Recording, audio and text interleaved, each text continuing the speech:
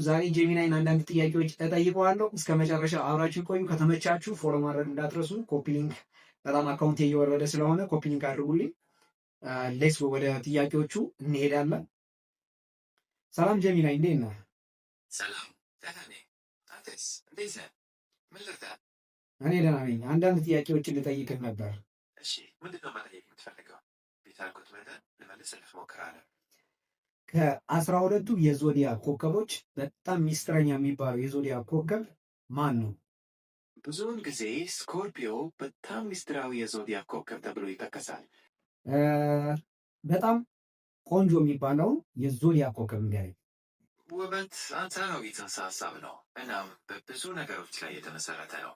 አንዳንዶች ሊብራን በውበታቸውና በስምምነታቸው ያደንቃሉ፣ ሌሎች ደግሞ የሌዮን በራስ መተማመንና ግርማ ይወዳሉ።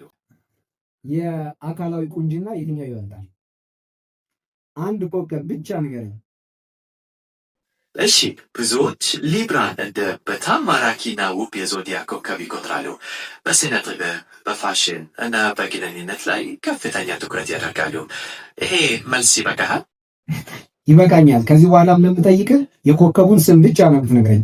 በጣም ተንኮለኛ የሚባለው የዞዲያክ ኮከብ ማን ነው? ስኮርፒዮ። በጣም ስሜታዊ የሚባለው የዞዲያክ ኮከብ ማን ነው?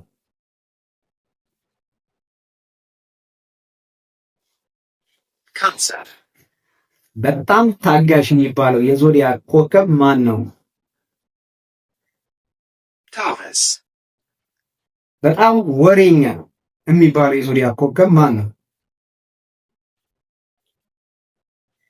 ጀሚኒ። ቶሎ በፍቅር የሚወድቅ የዞዲያክ ኮከብ ማን ነው? ሊብራ። በጣም ሚስጥራዊ የሚባለው ስኮርፒዮ።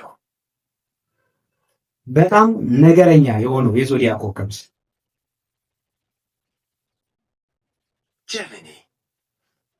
ከእነዚህ ውስጥ ኤሪስ የለም፣ አኳሪየስ የለም፣ ፓይሰስ። ኤሪስ ተናዳፊ፣ አኳሪየስ ለየት ያለ፣ ፓይሰስ ህልመኛ። በጣም አመሰግናለሁ። ቀጣይም ሌሎች ጥያቄዎችን ስለምጠይቅ ተዘጋጅተህ ቆይ። በጣም ጥሩ። በማንኛውም ጊዜ ሊጠይቀኝ ትችላለህ። ደህና ሁን። ቆይ ለመጀመሪያ ግን ለፎሎወሮቼ ሰብስክራይብ ፎሎ እንዲያደርጉ ኮፒ ሊንክ እንዲያደርጉ ንገራቸው። እሺ፣ ለሉ ጓደኞችህና ተከታዮችህ